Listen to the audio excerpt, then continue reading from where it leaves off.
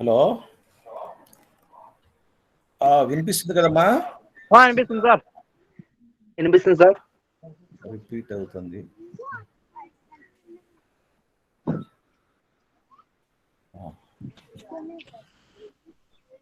ఇది ఎక్స్పాండ్ కాదా?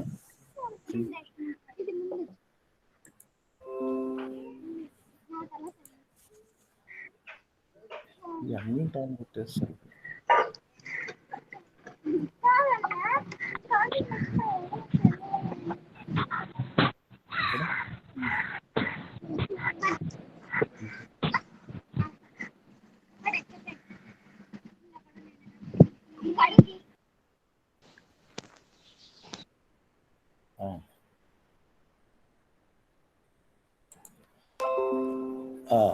Good morning to everybody.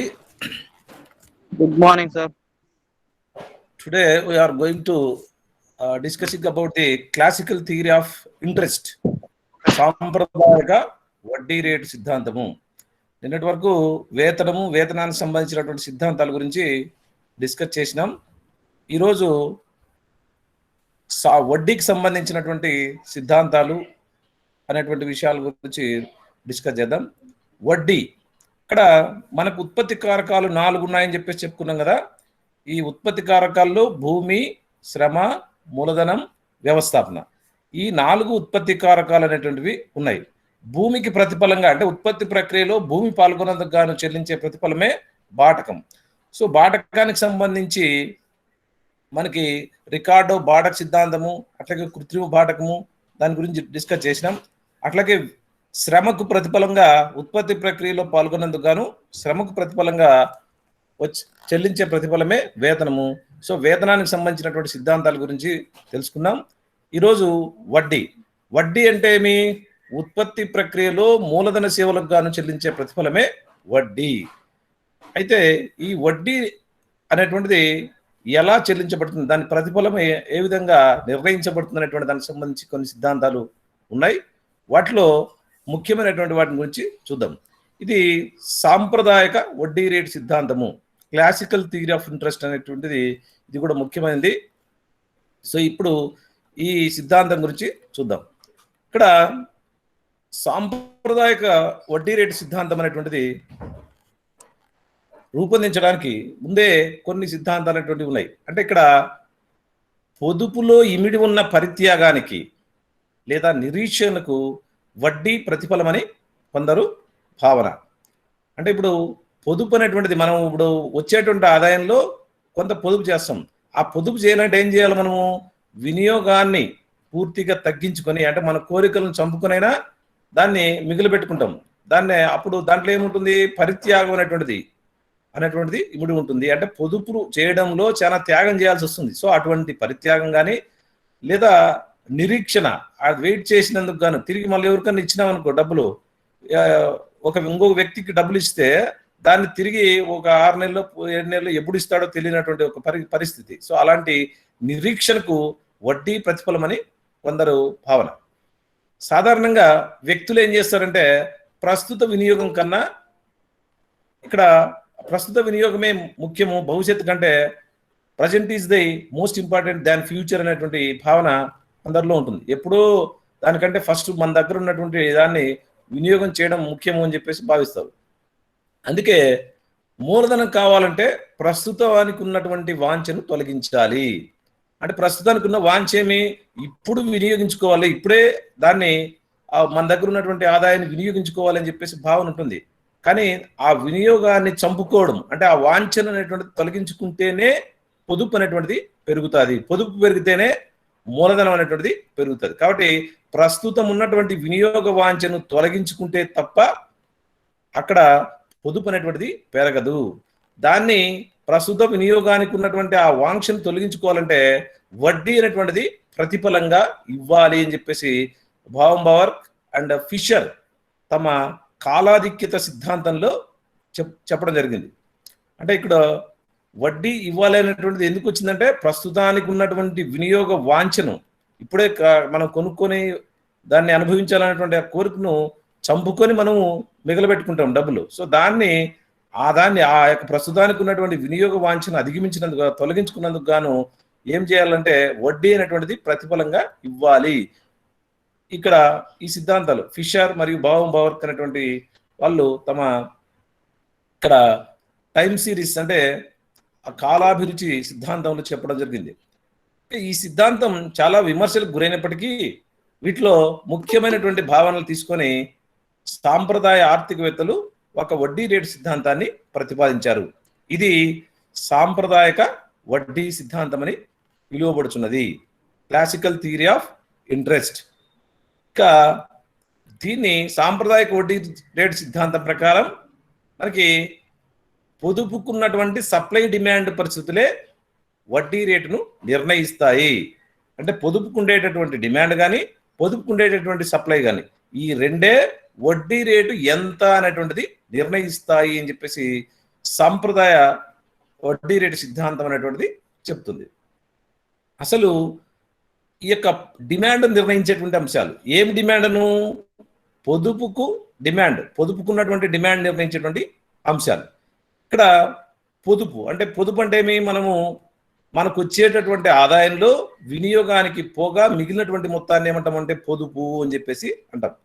So ఈ పొదుపు అనేటువంటిది పెట్టుబడి పెట్టే వాళ్ళకు అంటే ఈ పొదుపుకు డిమాండ్ ఎట్లా ఏర్పడుతుందంటే పెట్టుబడి పెట్టే వారి నుండి లభిస్తుంది. అంటే మన దగ్గర నుంచి డబ్బులు ఎవరైనా తీసుకొని ఇతర పెట్టుబడి పెట్టి ఉత్పత్తి చేసే వాళ్ళు ఎవరైనా ఉంటారు కదా, ఉత్పత్తిదారులు కానీ వ్యాపారస్తులు కానీ, వాళ్ళు మన దగ్గర నుంచి డబ్బులు తీసుకుని పెట్టుబడి పెడతారు. కాబట్టి ఎక్కడి నుంచి డిమాండ్ వస్తుంది? పెట్టుబడిదారుల నుంచి మన దగ్గర ఉన్నటువంటి పొదుపుకు డిమాండ్ ఏర్పడుతుంది. నీ దగ్గర ఉంటే 10,000 ఇస్తావా 20,000 ఇస్తావా అని చెప్పేసి వడ్డీకి అడుగుతారు చూడు. సో వాళ్ళని ఏమంటాం అంటే పెట్టుబడిదారులు అని చెప్పేసి అంటారు. వాళ్ళు మన దగ్గర నుంచి డబ్బులు తీసుకుపోయి ఉత్పత్తి కార్యక్రమాలను చేపడతారు అన్నమాట. అందుకే పొదుపుకు డిమాండ్ ఎట్లా ఏర్పడుతుందంటే పెట్టుబడి పెట్టే వాళ్ళ నుండి ఏర్పడుతుంది. పొదుపులను రుణంగా తీసుకొని అంటే అప్పుగా తీసుకొని ఉత్పాదక వస్తువులను తయారు చేయడానికి కానీ లేదా ఉత్పాదక వస్తువులను కొనుగోలు చేయడానికి కానీ ఈ యొక్క పెట్టుబడిదారులు మన దగ్గర తీసుకున్నటువంటి డబ్బును ఉపయోగిస్తారు. మూలధనం పెరిగినా ఇతర ఉత్పత్తి కారకాల సప్లై పెరగనందువలన కానీ అంటే ఇప్పుడు మూలధనం ఏం పెరుగుతుంది అంటే ఇప్పుడు మన దగ్గర ఉన్నటువంటి పొదుపు ఎక్కువగా అందరి దగ్గర పొదుపు పెరిగింది. పొదుపు పెరిగితే ఏమవుతుంది? పెట్టుబడిదారులందరూ తీసుకుపోతారు. పెట్టుబడిదారులందరూ తీసుకుపోయి మూలధనాన్ని క్రియేట్ చేస్తారంట, సృష్టిస్తారు. మూలధనం అంటే ఏమి? ఇతర వస్తువులకు ఉత్పత్తి పడే దేనినైనా వస్తువులను ఏమంటామంటే మూలధనము అని చెప్పేసి అంటారు. ఇతర వస్తువుల ఉత్పత్తికి దోహదపడే మానవ నిర్మితమైనటువంటి యంత్ర పరికరాలను ఏమంటామంటే మూలధనము అని చెప్పేసి అంటాం. సో మన దగ్గర ఉన్నటువంటి పొదుపుని తీసిపోయి మూలధనం అనేటువంటిది పెంచుతారు. కానీ ఇక్కడ ఒక్క మూలధనమే పెరిగితే కుదరదు, ఇతర ఉత్పత్తి కారకాలు కూడా ఆ మేరకు పెరగాలి. అంటే ఇప్పుడు మన దగ్గర ట్రాక్టరు సేద్యం చేయడానికి లేబర్స్ కావాలా, యజమాని కావాలా, తర్వాత ట్రాక్టర్ కావాలా, ఇవన్నీ కావాలనుకో. ఇప్పుడు మన దగ్గర ట్రాక్టర్లు మాత్రమే పెరిగితే ఒక ట్రాక్టర్ ఉంటే సరిపోతుంది అనుకో. 2 ట్రాక్టర్లు 3 ట్రాక్టర్లు ఆ విధంగా పెరిగితే ఉపయోగం ఏముంది? ఆ మేరకు భూమి యొక్క విస్తీర్ణం పెరగల్లా, శ్రామికులు పెరగల్లా, ఈ రకంగా మిగతావి కూడా పెరగల్లా. కానీ ఇక్కడ భూమి మాత్రం మూలధనం మాత్రమే అంటే ట్రాక్టర్ మాత్రమే 1 బదులు 2, 3 అట్లా పెరిగినంత మాత్రం ఉపయోగం ఉండదు కదా. కాబట్టి ఉత్పాదక వస్తువులు ఆ మూలధన వస్తువులు పెరిగినప్పటికీ ఇతర ఉత్పత్తి కారకాల సప్లై పెరగనందువలన కానీ అంటే మిగతా ఉత్పత్తి కారకాల భూమి కానీ శ్రమ కానీ వ్యవస్థాపన కానీ పెరగనందువలన కానీ లేదా ఉత్పాదక వస్తువుల సంఖ్య అధికమవుతున్నందువలన కానీ అంటే ఉత్పాదక వస్తువులు అంటే మీ మూలధన వస్తువులే, అలాంటి మూలధన వస్తువులు ఎక్కువ కావడం వలన కానీ వాటి యొక్క ఉపాంత ఉత్పాదకత క్రమేణా తగ్గుతుంది. అట్లాంటి సమాజంలో లేదా ఆర్థిక వస్తువులు మూలధన వస్తువులు మాత్రమే పెరుగుకుంటూ పోతే చాలా మంది మన ఊర్లో ఒక ట్రాక్టర్ ఉంటే డిమాండ్ ఉంటుంది, కానీ ఆ 10 ట్రాక్టర్లు ఉన్నాయనుకో డిమాండ్ ఏమైపోతుంది? వాటికి ఉన్నటువంటి డిమాండ్ తగ్గిపోతుంది. అంటే దాని యొక్క ఉపాంత ఉత్పాదకత అనేటువంటిది తగ్గిపోతుంది. కాబట్టి మూలధన సప్లై పెరిగే కొలది దానికి డిమాండ్ తగ్గుతుంది. అందుకే డిమాండ్ రేఖ ఎడమ నుండి కుడికి క్రిందికి వాలి ఉంటుంది. అంటే మూలధనం మన దగ్గర ఉన్నటువంటి పొదుపుని తీసిపోయి మూలధనంగా మార్చినప్పటికీ ఆ మూలధనం ఉన్నటువంటి డిమాండ్ రేఖ ఏమవుతుంది? ఎక్కువ వడ్డీ రేటు వద్ద తక్కువ మూలధనాన్ని లేదా తక్కువ పొదుపుని తీసుకుంటారు, తక్కువ వడ్డీ రేటు వద్ద ఎక్కువ పొదుపుని తీసుకోవడానికి ముందుకు వస్తారు. ఎందుకంటే ఒక వ్యాపారస్తుడు పెట్టుబడిదారుడు రూపాయి వడ్డీ అంటే ₹1,00,000 తీసుకుంటాడు. అదే ₹2 వడ్డీ అంటే 70,000 తీసుకోవచ్చు. ₹3 వడ్డీ అంటే 50,000 తీసుకోవచ్చు. ₹5 వడ్డీ అంటే 20,000 తీసుకునేటువంటి పరిస్థితి ఉంటుంది. ఆ రకంగా వడ్డీ రేటు ఎక్కువ వడ్డీ రేటు వద్ద తక్కువ మొత్తాన్ని, తక్కువ వడ్డీ రేటు వద్ద ఎక్కువ మొత్తాన్ని అప్పుగా తీసుకోవడానికి ముందుకు వస్తారు. అందుకే డిమాండ్ రేఖ అంటే పొదుపుకున్నటువంటి డిమాండ్ రేఖ ఎడమ నుండి కుడికి క్రిందికి వాలి ఉంటుంది. దీన్ని తర్వాత ఈ చెప్పబోయేటటువంటి పీపీటీలో మీరు చూస్తారు. ఇక పొదుపుకున్నటువంటి డిమాండ్ గురించి నిర్ణయించేటువంటి అంశాల గురించి మనం డిస్కస్ చేయడం జరిగింది. ఇప్పుడు నెక్స్ట్ పొదుపుకున్నటువంటి సప్లై నిర్ణయించే అంశాలు ఏమి అని మనం పరిశీలిస్తే ఇక్కడ ప్రస్తుత ఆదాయంలో వినియోగ వస్తువులపై చేయని భాగమే పొదుపు. అంటే మనకు వచ్చేటటువంటి 10,000 ఆదాయంలో వినియోగ వస్తువులపై చేయనటువంటి భాగమే పొదుపు. అంటే మనం 6,000 ఖర్చు చేసినాం అనుకో, 6,000 ఖర్చు చేస్తే చెయ్యని భాగం ఎంత? 4,000. ఆ 4,000 ఏమంటామంటే పొదుపు అంటాడు. అంటే 10,000 ఆదాయం వస్తే 6,000 రూపాయలను ఖర్చు చేసి ఖర్చు పెట్టకోకుండా మిగిలినటువంటి భాగం ఎంత? 4,000. ఈ 4,000 ఏమంటామంటే పొదుపు అని చెప్పేసి అంటాం. ప్రస్తుత వినియోగానికి ఉన్న కోరికను తొలగించితే గాని పొదుపు పెరగదు. అంటే మేము ఇప్పుడే వాడుకోవాలా, ఈ 10,000 రూపాయలు ఇప్పుడే ఖర్చు పెట్టుకోవాలా అనేటువంటి భావన ఉంటుంది. అలాంటి భావనను తొలగించాలంటే ఏం చేయాలా? దానికి పొదుపు అనేటువంటి దాన్ని తొలగించాలంటే దానికి వడ్డీ అనేటువంటిది ఆశగా చూపల్లా. మేము రూపాయి వడ్డీకి ఇస్తామంటే పొదుపు మేమే వాడుకుంటాం, 10,000 రూపాయలు అంటాం. అట్లాగే మీకు 5,000 మీకు ₹2 వడ్డీ ఇస్తామంటే అయితే 2,000 ఇస్తామంటారు. లేదా అంటే 10 రూపాయలు వడ్డీ అనుకో ఏం చేస్తారు? 7-8 అయినా దాన్ని త్యాగం చేసి ఆ 2,000 రూపాయలతో వినియోగ వస్తువులు కొనుక్కొని మిగతా మొత్తాన్ని వడ్డీకి ఇవ్వడానికి ఇష్టపడతారు. ఎందుకు? ఆ ప్రస్తుత వినియోగానికి ఉన్నటువంటి వాంఛను తొలగించుకొని ఎక్కువ ఇస్తారు. అంటే ఏమి? వడ్డీ రేటు పెంచితే ప్రస్తుత వినియోగానికి ఉన్న వాంఛ తగ్గుతుంది. వడ్డీ రేటు పెంచితే గానీ ప్రస్తుత వినియోగానికి ఉన్నటువంటి వాంఛ తగ్గదు. ఇప్పుడు వడ్డీ రేటు ఎక్కువ ఉందంటేనే మనకు వినియోగాన్ని తగ్గించుకుంటాం, లేకపోతే తగ్గించుకోము. కాబట్టి ఎటు చూసినా పొదుపు పెరగాలని అంటే వడ్డీ రేటు పెరగాలి. అంటే ఇప్పుడేమి? వడ్డీ రేటు ఎక్కువగా ఉంటే ఎక్కువ పొదుపు చేస్తారు, వడ్డీ రేటు తక్కువగా ఉంటే తక్కువ పొదుపు చేస్తారు అనేటువంటిది దీని యొక్క సారాంశం. అందుకే పొదుపు యొక్క సప్లై రేఖ ఎడమ నుండి కుడికి పైకి పోతుంది. ఎందుకంటే ఎక్కువ వడ్డీ రేటు ఇస్తే ఎక్కువ పొదుపు చేస్తారు. ఎందుకంటే వినియోగాన్ని తగ్గించుకొనైనా పొదుపు ఎక్కువ చేస్తారు. కాబట్టి వడ్డీ రేటు తగ్గిపోయింది అనుకో, రూపాయి వడ్డీకి వచ్చింది అనుకో, అలాంటప్పుడు ఎందుకు వెళ్ళలే, మనమే వాడుకుందాం అనేటువంటి భావన వస్తుంది. కాబట్టి వడ్డీ రేటు తగ్గితే ఆటోమేటిక్గా ఈ యొక్క పొదుపు కూడా తగ్గిపోతుంది. అందుకే సప్లై రేఖ అంటే పొదుపుకున్నటువంటి సప్లై రేఖ చాలా ఎడమ నుండి కుడికి క్రిందికి కాకుండా ఎడమ నుండి కుడికి పైకి వాలి ఉంటుంది. అంటే డిమాండ్ రేఖకు భిన్నంగా ఈ యొక్క సప్లై రేఖ అనేటువంటిది ఉంటుంది. ఇప్పుడు సప్లై డిమాండ్లు అంటే పొదుపుకున్నటువంటి సప్లై మరియు పొదుపుకున్నటువంటి డిమాండ్, ఈ రెండు రేఖలు ఎక్కడైతే సమానం అవుతాయో అక్కడ వడ్డీ రేట్ అనేటువంటిది నిర్ణయించబడుతుంది. అంటే ఏ వడ్డీ రేటు డిమాండ్ సప్లైలను సమానం చేస్తుందో ఆ వడ్డీ రేటు మార్కెట్లో నిర్ణయం అవుతుంది. అంటే ఎక్కడైతే ఈ యొక్క డిమాండ్ రేఖ అంటే పొదుపుకున్నటువంటి డిమాండ్ రేఖ, పొదుపుకున్నటువంటి సప్లై రేఖలు రెండు సమానమవుతాయో అక్కడ మార్కెట్లో వడ్డీ రేట్ అనేటువంటిది నిర్ణయించబడుతుంది. దీన్ని మనము ఒక పట్టిక ద్వారా పటం సహాయంతో లేదా రేఖాచిత్రం సహాయంతో మనము చూడొచ్చు అనమాట. ఇక్కడ రేఖాచిత్రము, ఇది ఈ రేఖాచిత్రంలో ఇక్కడ ఈ ఓవై అక్షం మీద వడ్డీ రేటును, తర్వాత ఓఎక్స్ అక్షం మీద పొదుపుకున్నటువంటి సప్లై డిమాండ్లను తీసుకోవడం జరిగింది. ఇది వచ్చేసి ఎస్ఎస్, దీని సప్లై రేఖ. దేని సప్లై రేఖ? యొక్క పొదుపుకున్నటువంటి సప్లై రేఖ. అంటే ఏమి? పొదుపు తక్కువ వడ్డీ రేటు ఇది. ఈ ఓవై అక్షం మీద వడ్డీ రేటు కదా ఇది. కాబట్టి ఈ వడ్డీ రేట్ అనేటువంటిది ఎక్కువ వడ్డీ రేటు వద్ద సప్లై ఎక్కువగా ఉంటుంది, తక్కువ వడ్డీ రేటు వద్ద సప్లై తక్కువగా ఉంటుంది. అందుకే ఎడమ నుండి కుడికి పైకి వాలి ఉంటుంది సప్లై రేఖ. ఇది ఎస్ఎస్ సప్లై రేఖ. ఇక డిమాండ్ రేఖ, ఇది డిడి డిమాండ్ రేఖ. ఈ యొక్క డిమాండ్ రేట్ అంటే ఈ ఉత్పత్తిదారులు ఏం చేస్తారంటే ఎక్కువ వడ్డీ రేట్ ఉంటే తక్కువ తీసుకుంటారు, తక్కువ వడ్డీ రేట్ ఉంటే ఎక్కువ తీసుకుంటారు. అంటే మాకు పొదుపు కావాలా అని చెప్పేసి కోరే వాళ్ళ యొక్క డిమాండ్ రేఖ అట్లా ఎడమ నుండి కుడికి క్రిందికి వాలి ఉంటుంది. ఎందుకంటే ఈ మూలధనం అంటే ఎవరి దగ్గర అయితే పొదుపు తీసుకొచ్చుకొని మూలధనం అనేటువంటిది ఉంటుంది కదా, ఆ మూలధనం అనేటువంటిది మార్కెట్లో పెరిగితే వాటికి ఉపాంత ఉత్పాదకత అనేటువంటిది తగ్గిపోతుంది.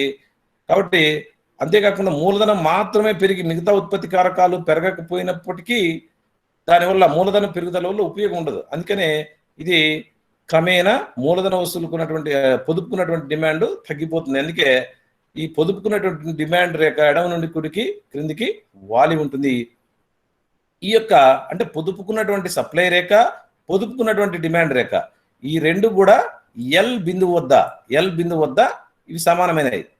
సో అక్కడ ఎల్ బిందువు వద్ద రెండు సమానమైనవి కాబట్టి ఇక్కడ నిర్ణయమైనటువంటి ధర ఎంత, వడ్డీ రేట్ ఎంత అంటే ఓఎన్ మేర వడ్డీ రేట్ అనేటువంటిది నిర్ణయించబడింది. ఓఎం పరిమాణంలో ఏది పొదుపుకున్నటువంటి సప్లై డిమాండ్లు ఓఎం పరిమాణంలో ఉన్నాయి. ఇది సాంప్రదాయవాదులు చెప్పేటటువంటి సిద్ధాంతం. ఇక్కడ ఈ సిద్ధాంతంలో ఎవరు నిర్ణయించరు అంటే పొదుపుకున్నటువంటి సప్లై డిమాండ్లే వడ్డీ రేటు నిర్ణయిస్తాయి, అంతకు మించి ఎవరు నిర్ణయించరని చెప్పేసి సాంప్రదాయ వడ్డీ రేటు సిద్ధాంతం అనేటువంటిది చెప్తుంది.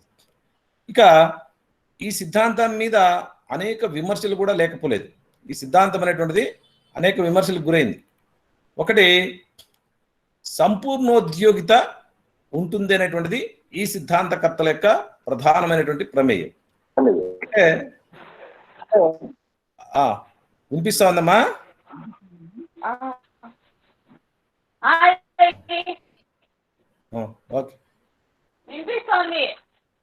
Okay okay.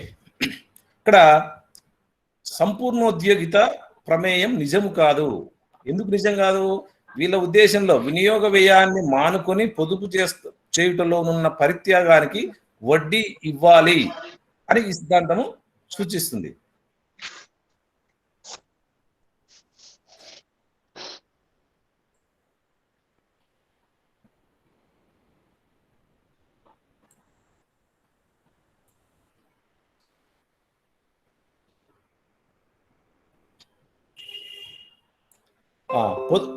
పొదుపుకి ఇవ్వాలి అని చెప్పేసి ఈ సిద్ధాంతము చెప్తున్నాడు. అంటే పరిత్యాగం అంటే దాన్ని ప్రస్తుత వినియోగాన్ని వదులుకొని చేసేటటువంటి ఏమన్నమాట. కాబట్టి ఈ సిద్ధాంతం చూసి ఇది వనరుల పరిపూర్ణ ఉద్యోగిత ఉన్నప్పుడు మాత్రమే నిజమవుతుంది. అంటే ఆర్థిక వ్యవస్థలు అన్ని వనరులు కూడా అంటే శ్రమ, మూలధనం, భూమి, వ్యవస్థాపన ఇవన్నీ కూడా సంపూర్ణోద్యోగిత ఉన్నప్పుడు మాత్రమే ఇది నిజం కావచ్చు. వనరుల ఉద్యోగిత లేనప్పుడు అంటే సంపూర్ణ ఉద్యోగిత లేనప్పుడు పొదుపును పెంచుటకు వడ్డీని ఇవ్వనక్కర్లేదు. అంటే కొన్ని ఎక్కువ కొన్ని తక్కువ ఉన్నప్పుడు కొన్ని వనరులు ఎక్కువగా కొన్ని వనరులు తక్కువగా ఉంటే అలాంటి సందర్భంలో ఈ పొదుపుకు ప్రత్యేకంగా వడ్డీ అనేటువంటిది ఇవ్వాల్సిన అవసరం లేదు. కావాల్సినన్ని డబ్బులు ఉంటాయి కానీ పెట్టుబడి పెట్టడానికి కావాల్సిన అవకాశాలు లేకపోవచ్చు. అక్కడ లేబర్ లేకపోవచ్చు, వ్యవస్థాపకులు లేకపోవచ్చు, ఇంకొకటి లేకపోవచ్చు. అలాంటి సందర్భంలో పొదుపు ఉంటే కానీ ఏం చేస్తాం, దానికి ప్రత్యేకంగా వడ్డీ అనేటువంటిది ఇవ్వనవసరం లేదు అనేటువంటిది ఈ యొక్క మొదటి విమర్శ. రెండవది, వినియోగ వ్యయం తగ్గితే గాని పెట్టుబడి పెరగడం సాధ్యం కాదు అని చెప్పేసి వాళ్ళు వాదించడం అనేటువంటిది సరికాదు. అంటే మనకు వచ్చే 10,000 రూపాయల్లో మనము వినియోగ వ్యయాన్ని తగ్గించుకుంటే కానీ పొదుపు అనేటువంటిది పెరగదు అని సాంప్రదాయవాదుల యొక్క భావన. అయితే ఈ యొక్క భావన సరికాదంటారు విమర్శకులు. ఎట్లంటే ఈ సిద్ధాంతం ప్రకారం వినియోగ వ్యయం తగ్గితే కానీ పొదుపు పెరగదు. అయితే వినియోగం తగ్గితే వస్తువులకు డిమాండ్ అనేటువంటిది తగ్గుతుంది. మనకు వచ్చేటువంటి వినియోగం మనం 10,000 కాకుండా 2,000 ఖర్చు పెట్టినామనుకో మిగతా 8,000 మేరకు వస్తువులు మిగిలిపోతాయి, కొనుక్కోకుండా మిగిలిపోతాయి. మిగిలిపోయినప్పుడు ఏమవుతుందంటే వాటికి మిగిలిపోయినాయి కదా అని చెప్పేసి ఉత్పత్తిదారుడు దాన్ని ఉత్పత్తి చేయడం మానేస్తాడు. తత్ఫలితంగా ఏమవుతుందంటే పెట్టుబడి తగ్గిస్తాడు. అంటే ఆ 8 వస్తువుల మేరకు 8,000 రూపాయల వస్తువుల మేరకు పెట్టుబడిని తగ్గిస్తాడంటాడు కీన్స్ అనమాట. కాబట్టి జేఎం కీన్స్ అనేటువంటి ఆర్థికవేత్త దీన్ని విమర్శించడం జరిగింది. వినియోగ వ్యయం తగ్గితే వస్తువులకు డిమాండ్ తగ్గుతుంది, కాబట్టి పెట్టుబడి తగ్గుతుంది అని కీన్స్ యొక్క భావన. ఇక మూడవది, పొదుపు పెట్టుబడులను సమతౌల్యం తెచ్చేది వడ్డీ రేటు వల్ల కాదు. అంటే పొదుపు పెట్టుబడుల మధ్య పొదుపు పెట్టుబడుల సమతౌల్యం తెచ్చేది వడ్డీ రేటు కాదు. అంటే పొదుపు అంటే మనం చేసేటువంటి పొదుపు, పెట్టుబడి అంటే పొదుపును తీసుకొని మూలధనంగా పెట్టుబడి పెట్టేటువంటి దాన్నే పెట్టుబడి అంటారు. దీనిలో రెండింటిని సమానం చేసేది వడ్డీ రేటు వల్ల కాదు. ఈ సిద్ధాంతం ప్రకారం పొదుపు పెట్టుబడులను వడ్డీ రేటు అనేటువంటిది సమతౌల్యంలోకి తెస్తుంది. కానీ దీన్ని కీన్స్ అనేటువంటి ఆర్థికవేత్త అంగీకరించడు. ఆదాయంలో మార్పు వల్ల పొదుపు పెట్టుబడుల మధ్య సమతౌల్యం వస్తుందే కానీ వడ్డీ రేటు వల్ల కాదు. మనకు ఆదాయం పెరిగితే పొదుపు పెరుగుతుంది, ఆదాయం తగ్గితే పొదుపు తగ్గుతుంది, అంతేగాని ఈ వడ్డీ రేటు వల్ల కాదు అని చెప్పేసి కీన్స్ యొక్క అభిప్రాయం అన్నమాట. ఇక నాలుగవది, వడ్డీ రేటు పెరిగితే పొదుపు పెరగకపోవచ్చు. వడ్డీ రేటు పెరిగినంత మాత్రాన పొదుపు పెరుగుతుందని చెప్పేసి ఖచ్చితంగా చెప్పలేము. ఎట్లంటే వడ్డీ రేటు పెరిగిన ఎడల పెట్టుబడి తగ్గవచ్చు. వడ్డీ రేటు పెరిగితే ఏమవుతుంది? వడ్డీ రేటు పెరిగితే పొదుపు 5 రూపాయల వడ్డీకి అయితే మేము ఇచ్చేదని చెప్పేసి భావన ఉంటుంది.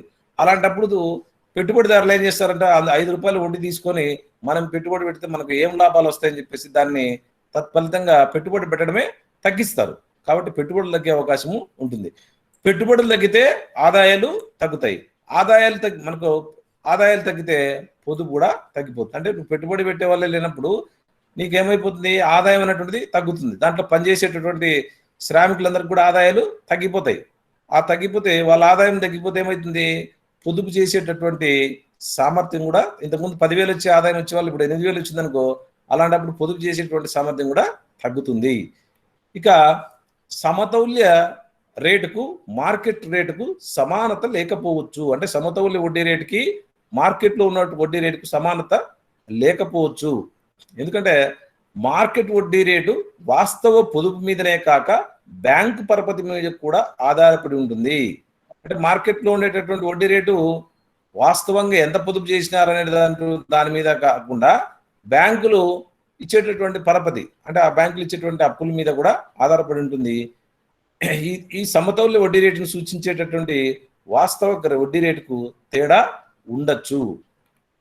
ఇక ఆరోది, ప్రస్తుత ఆదాయం నుండి మాత్రమే ఈ పొదుపు అనేటువంటిది వస్తుంది అని చెప్పేసి సాంప్రదాయవాదుల యొక్క భావన. కానీ అది వాస్తవం కాదంటారు. అందుకే ప్రస్తుత ఆదాయం నుండి పెట్టుబడికి లభించే పొదుపులకు ఆధారము ఈ సిద్ధాంతం అని సూచిస్తుంది. అంటే ప్రస్తుత ఆదాయమే పెట్టుబడి పెట్టడానికి లభించే పొదుపుకు, అంటే ప్రస్తుత ఆదాయమే పొదుపుకు ఆధారము. అంటే ప్రస్తుత ఆదాయం లేకపోతే పొదుపు అనేటువంటిది ఉండదు అనేటువంటిది వీళ్ళ భావన. కానీ పూర్వపు ఆదాయం అంటే పాతకాలం ఇంతకుముందు దాచిపెట్టుకున్నటువంటి డబ్బుల వల్ల కూడా పొదుపు అనేటువంటిది ఉంటుంది. ఇట్లా విధంగా బ్యాంకు పరపతి ఇవన్నీ కూడా పెట్టుబడి పరపతికి మూలాలే. కాబట్టి ప్రస్తుత ఆదాయమే కాదు, ఇంతకుముందు గతంలో సంపాదించుకున్నటువంటి ఆదాయం పొదుపు ఏదైనా ఉంటే కూడా అది కానీ, బ్యాంకులు ఇచ్చేటటువంటి అప్పులు కానీ, ఇవన్నీ కూడా ఆదాయానికి, అంటే పొదుపుకు లేదా పెట్టుబడికి మూలంగా చెప్పడం జరిగింది. ఇక్కడ 7వది, ద్రవ్య విషయాలను పరిగణించదు. ఇక్కడ వాస్తవికమైనటువంటి పొదుపు పెట్టుబడులను మాత్రమే వడ్డీని నిర్ణయిస్తాయని ఈ సిద్ధాంతము చెప్తాది. అంటే వాస్తవంలో ఎంత పొదుపు చేసినారు, ఆ పొదుపుకున్నటువంటి మొత్తాన్ని తిరిగి పెట్టుబడులు పెట్టడానికి మాత్రమే ఎవరెవరు ఎంతమంది కోరుకుంటున్నారు, అంటే పెట్టుబడిదారుల నుంచి డిమాండ్ అనేటువంటిది వస్తుంది. సో ఈ పొదుపు అనేటువంటిది ఉంటుంది. ఆ పొదుపుని తీసుకొచ్చి పెట్టుబడి పెడతారు అన్నమాట పెట్టుబడిదారులు. అంటే వీటికి ఉన్నటువంటి డిమాండ్ ఆధారంగా వడ్డీ రేటు నిర్ణయిస్తాయి కానీ అని ఈ సిద్ధాంతం చెప్తుంది. అయితే కీన్స్ సిద్ధాంతం ప్రకారం వడ్డీ రేట్ అనేటువంటిది మార్కెట్ ధరల విషయాల మీద ఆధారపడి ఉంటుంది. అంటే ద్రవ్యం యొక్క సప్లై, ద్రవ్యానికి ఉన్నటువంటి డిమాండ్ మీద ఆధారపడి ఉంటాయి కానీ ఈ వాస్తవికమైనటువంటి పొదుపు పెట్టుబడుల మీద కాదు అని చెప్పేసి కీన్స్ తన యొక్క విమర్శను కొనసాగించడం జరిగింది. ఈ విధంగా సాంప్రదాయ సిద్ధాంతం అనేటువంటిది అనేక విమర్శలకు గురి అయింది.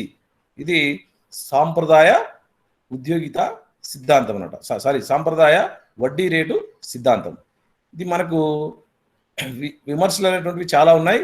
సో విమర్శలన్నింటినీ మీరు వీలైనంత వరకు చేతనైనంత మేరకు నేర్చుకుందరు. కానీ మొదటగా ఈ యొక్క సిద్ధాంతం అంటేమో పూర్తిగా తెలుసుకోవాలంటే మీ ఇక్కడ సాంప్రదాయ వడ్డీ రేటు సిద్ధాంతం అంటే ఈ సాంప్రదాయ వడ్డీ రేటు సిద్ధాంతం అనేటువంటిది ఇక్కడ పొదుపుకున్నటువంటి సప్లై డిమాండ్లే సాంప్రదాయ వడ్డీ రేటును నిర్ణయిస్తాయి. అంటే సాంప్రదాయవాదుల ప్రకారం పొదుపుకున్నటువంటి సప్లై డిమాండ్లే వడ్డీ రేటును నిర్ణయిస్తాయి అని సాంప్రదాయ వడ్డీ రేటు సిద్ధాంతం అనేటువంటిది చెప్తుంది.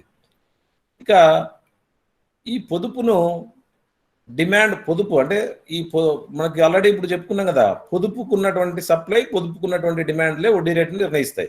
అయితే పొదుపు యొక్క డిమాండ్ నిర్ణయించే అంశాలు ఏంటివి? ఇక్కడ పొదుపుకు డిమాండ్ పెట్టుబడి పెట్టే వాళ్ళ నుండి వస్తుంది.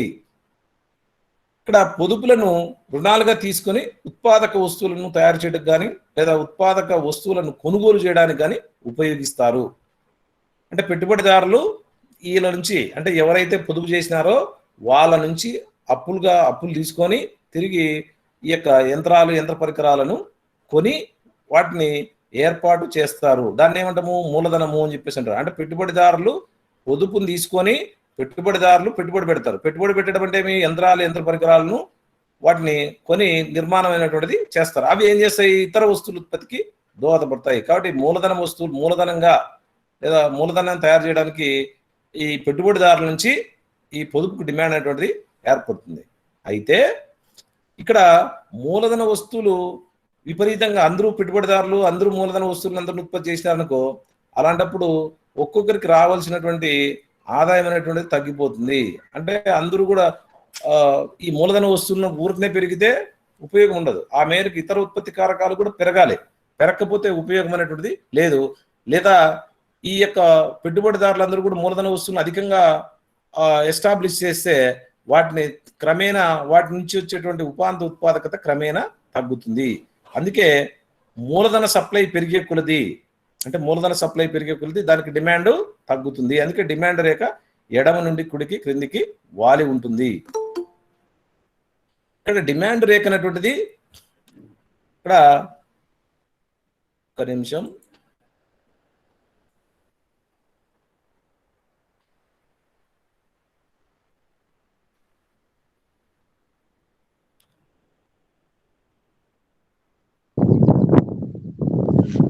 వాయిస్ వినిపిస్తుందమ్మా? వినపడుతుంది సార్. అవును సార్. ఓకేనమ్మా.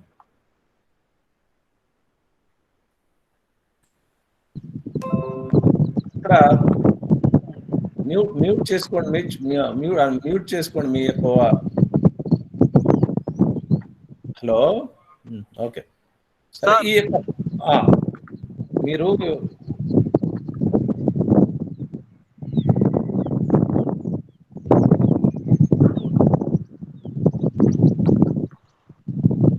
అశోక్ మ్యూట్ చేసుకో.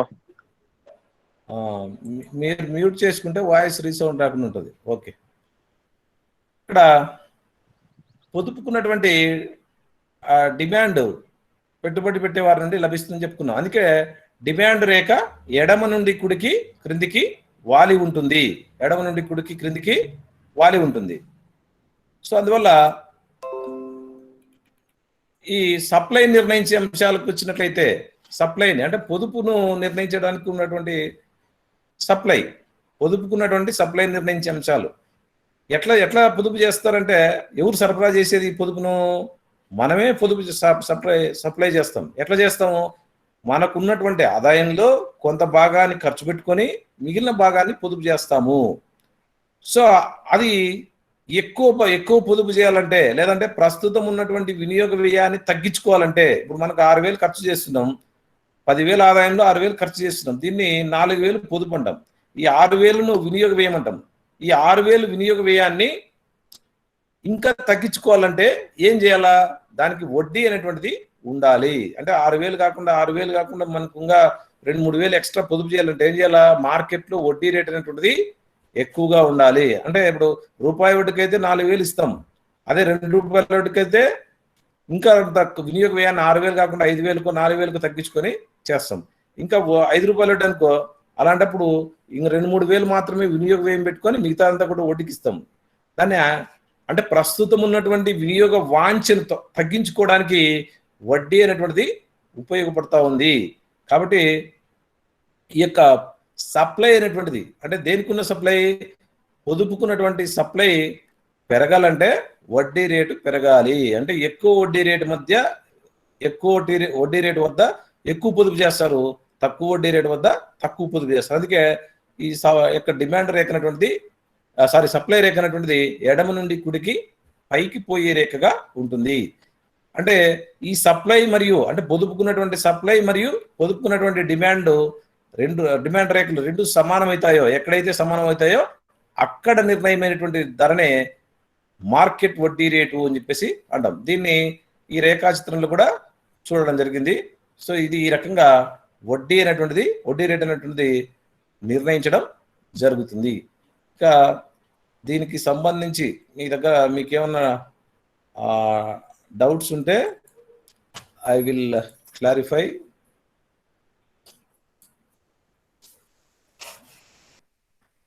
చెప్పండమ్మా, మీకేం?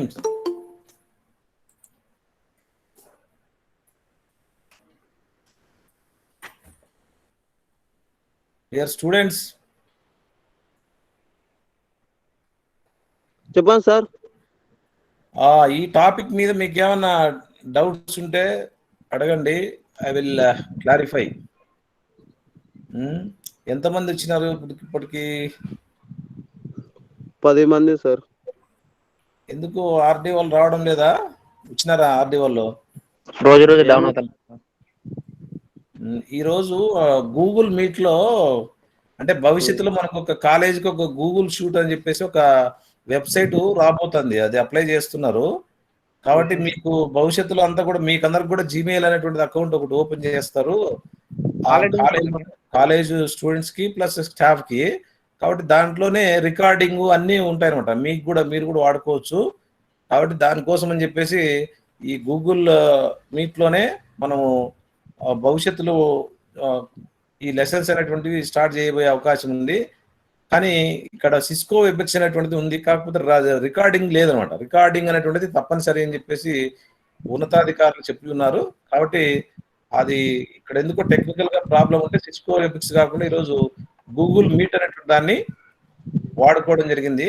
అయితే ఈ గూగుల్ మీట్లోకి ఎంటర్ కావడానికి మీకు ఖచ్చితంగా జీమెయిల్ అనేటువంటిది అకౌంట్ ఉండాలి. జీమెయిల్ అనేటువంటిది లేకపోతే దీంట్లోకి ఎంటర్ అయ్యేటువంటి అవకాశము ఉండదు. అందుకే ఆల్రెడీ మీకు ఇన్ఫార్మ్ చేసిన మొన్న సాటర్డేనే. కాబట్టి మీకు ఇంకా ఎవరైనా లేని వాళ్ళు జీమెయిల్ అకౌంట్ ఒకటి ఓపెన్ చేసుకోండి. వీలైనంత వరకు ఎప్పుడైతే లింక్ పంపించినటువంటి 5 నిమిషాల లోపల మీరందరూ కూడా జాయిన్ కావాలా. మళ్ళీ మధ్యలో రావడం అనేటువంటిది కొంచెం ఇబ్బందికరంగా ఉంటుంది. మళ్ళా కట్ అయిన కూడా మళ్ళా వెంటనే జాయిన్ కాదు సార్.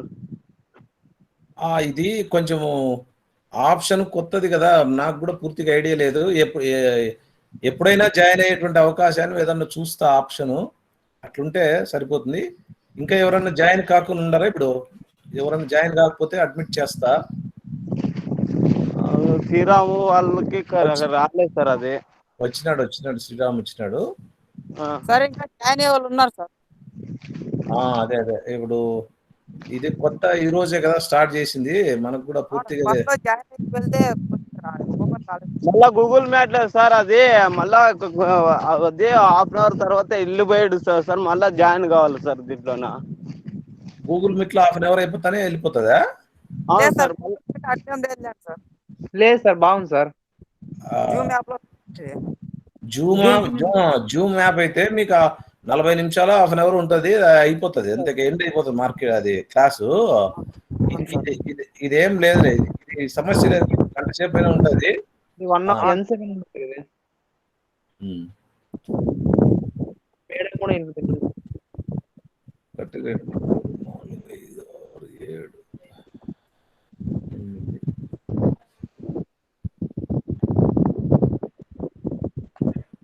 ఎంతమంది అటెండ్ అయ్యారు? అదే అదే ఎంతమంది మీకు కనిపిస్తూ ఉంటారు కదా? మాకు కనబడరు సార్. అవునా? 2, 3, 8 మెంబర్స్. 4, 5, 6, 7, 8, 9, 10, 11, 12, 13, 14. దీంట్లో ఆర్డి వాళ్ళు ఎవరైనా ఉన్నారా? సార్ ఉన్నాను సార్. శ్యామ్ ఒకరు, ఇంకా సార్ శ్యామ్ గారు సార్ ఇక్కడ సార్ పిహెచ్పి సార్. ఆ? పిహెచ్పి. ఆర్డి వాళ్ళు అవును సార్ ఉన్నాను సార్. ఆర్డే ఎంతమంది ఉన్నారమ్మా చెప్పండి, ఒకరు పేరు చెప్పండి. సార్ ఇక్కడ రాజు రాజప్ప సార్. రాజు ఒకరు, ఇంకా సార్ ఏడబ్ల్యూఎం అని ఉంది సార్ అకౌంట్. ఓకే ఏడబ్ల్యూఎం కింగా ఏం పేరు పెట్టుకున్నావా? 2, ఇంకా అంతేనా? ఓకే. ఇప్పుడు మీ మీ మెయిల్స్ ఉంటే ఆల్రెడీ ఆటోమేటిక్ దాంట్లో పెట్టేయచ్చు. మీ మెయిల్స్ అని యాడ్ చేసేస్తే మీరు మళ్ళీ నా అడగాల్సిన పని ఉండదు. అవి చూస్తా, మిమ్మల్ని యాడ్ చేసేటువంటి అవకాశం ఉంటే. మెయిల్ ఉన్న వాళ్ళు ఇప్పుడు మెయిల్ లో లాగిన్ అయ్యి వచ్చినాం సార్.